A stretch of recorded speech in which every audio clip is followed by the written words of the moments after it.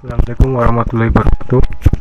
Perkenalkan, nama saya Aldila Nurdayatullah dari D3 Teknik Komputer, NIM 190400190. Ini saya akan mempresentasikan tugas etika dan profesi saya. Bab pertama yaitu pengertian profesionalisme. Profesionalisme ialah sifat-sifat, kemampuan, kemahiran, cara pelaksanaan sesuatu, dan lain-lain sebagaimana yang sepertinya terdapat pada atau dilakukan oleh seorang profesional. Profesionalisme berasal daripada profesion yang bermakna berhubungan dengan profesi dan memerlukan kepandaian khusus untuk menjalankannya. Jadi profesionalisme adalah tingkah laku, kepakaran atau kualitas dari seseorang yang profesional. Ciri-ciri profesionalisme: keinginan untuk selalu menampilkan perilaku yang mau mendekati piawai ideal, meningkatkan dan memelihara image profesion, keinginan untuk senantiasa mengejar kesempatan pengembangan profesional yang dapat meningkatkan dan memperbaiki kualitas pengetahuan dan keterampilannya, dan lahir mengejar kualitas dan cita-cita dalam profesi. Selanjutnya adalah contoh penerapan etika dan moral dalam kehidupan sehari-hari. Pertama adalah pengertian etika. Etika adalah suatu ajaran yang berbicara tentang baik dan buruknya, yang menjadi ukuran baik buruknya. Dengan istilah lain, ajaran tentang kebaikan dan keburukan yang menyangkut perikema kehidupan manusia dalam hubungannya dengan Tuhan, sesama manusia, dan alam. Kedua, pengertian moral. Moral juga diartikan sebagai ajaran baik dan buruk, perbuatan dan kelakuan, akhlak, kewajiban, dan sebagainya. Dalam moral diatur segala perbuatan yang dinilai baik dan perlu dilakukan, dan suatu perbuatan yang dinilai tidak baik dan perlu dihindari. Moral berkaitan dengan kemampuan untuk membedakan antara perbuatan yang baik dan perbuatan yang salah. Dengan demikian, moral merupakan kendali dalam bertingkah laku. Contoh etika dalam pergaulan orang yang lebih tua, yaitu yang dimaksud dengan orang tua adalah orang tua kita, yaitu bapak, ibu, kakek, nenek, paman, bibi, kakak, dan orang lain yang lebih tua dari kita. Kita wajib menghormati orang tua yang telah memelihara kita dan membesarkan kita, mendidik dan membiayai hidup kita. Tidak sedikit pengorbanan mereka lahir dan batin, baik materi, tenaga, dan pikiran yang telah dicurahkan untuk kepentingan anak-anaknya, walaupun mereka tidak mengharapkan balasan atau kasih sayang dan pengorbanan kepada kita. 2. Etika bergaul dengan orang yang sebaya. Sebaya bisa berarti sama usianya, maka dari itu pergaulan dengan orang sebaya sangat penting. Dalam pergaulan sehari-hari kita selalu bersama mereka, maka kita patut menghormatinya serta menghargai kedudukan mereka.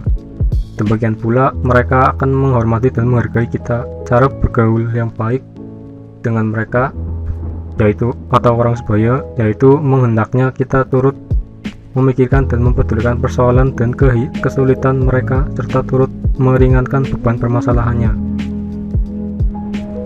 Selanjutnya yaitu etika pergaulan dengan orang yang lebih muda.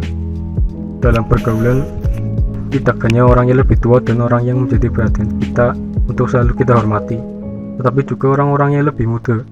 Agama menganjurkan kita selalu bersikap merendah dan santun kepada makhluk, termasuk orang yang lebih muda dari kita. Walau kita banyak kelebihan dibanding mereka, kita tidak boleh sombong dan congkak pada mereka.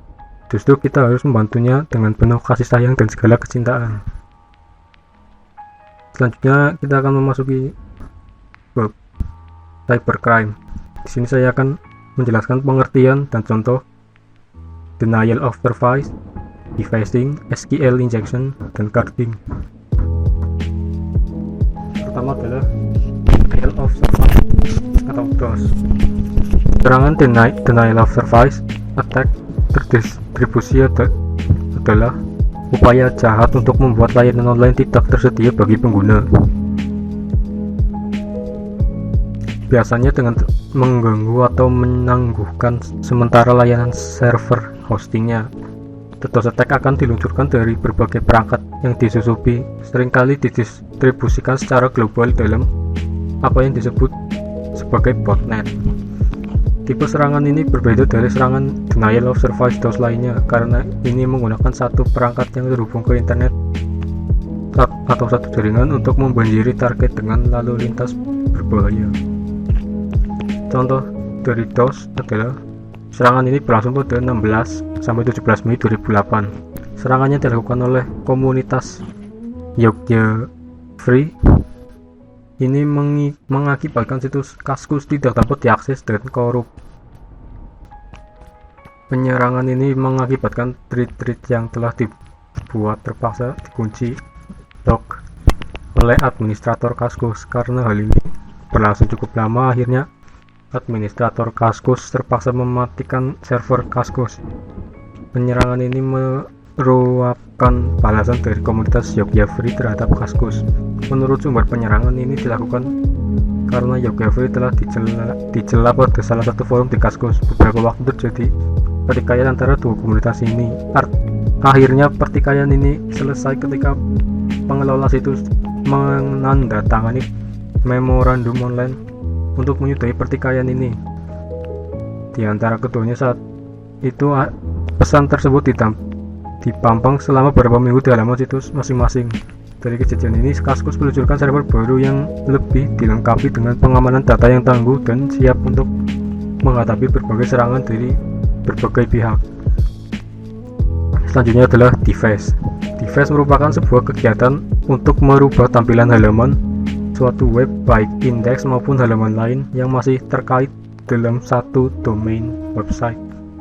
Jadi web deface juga dapat diartikan sebagai teknik menyisipkan file ke dalam server melalui bug yang ada di dalam suatu website atau bahkan melalui vulnerable atau kerentanan pada halaman form website. Dalam kasus ini, orang yang melakukan kegiatan defacing disebut defacer. Contoh kegiatan ini yaitu website resmi KPU pada tanggal 17 April 2004 silam.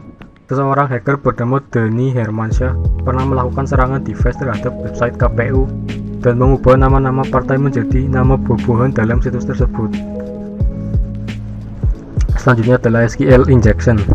SQL injection adalah suatu kegiatan menyisipkan perintah SQL kepada suatu statement SQL yang ada pada aplikasi yang sedang berjalan. Dengan kata lain, SQL injection ini merupakan suatu teknik pengeksploitasi pada web aplikasi yang di dalamnya menggunakan database untuk menyimpan datanya.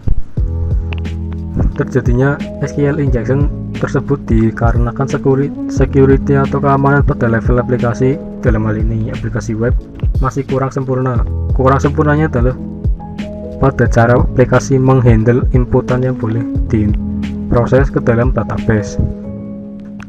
Contoh sederhananya, pada kolom username dan password seharusnya user hanya dapat memasukkan huruf dan angka. Namun jika mempunyai celah SQL, maka user dapat memasukkan karakter seperti ini dan ini, sehingga user bisa memasukkan query SQL untuk melihat isi database tersebut. Selanjutnya adalah carding. Carding merupakan kejahatan yang dilakukan untuk mencuri nomor kartu kredit milik orang lain dan digunakan dalam transaksi perdagangan di internet. Carding sendiri merupakan tindakan pidana yang bersifat ilegal interception dan kemudian menggunakan nomor kartu kredit tanpa kehadiran fisik kartunya untuk belanja di toko online. Modus ini dapat terjadi akibat lemahnya sistem autentifikasi yang digunakan dalam memastikan identitas pemesanan barang di toko online. Contohnya seperti pada September 2011, Polda Metro Jaya berhasil membongkar sindikat pemalsu kartu kredit dengan kerugian yang cukup besar, yaitu 81 miliar. Sindikat ini membobol data DC kartu kredit dengan dua modus utama. Modus pertama, komplotan ini mencuri data dari pemilik EDC kartu kredit di pertokoan atau tempat-tempat transaksi lain. Kasus terbaru pencurian data ETC dari stasiun pengisian bahan bakar umum atau SPBU Kebayoran Lama pada 18 Agustus hingga 9 September. Begitu saja presentasi dari saya. Kurang lebihnya mohon maaf. Sekian dan terima kasih.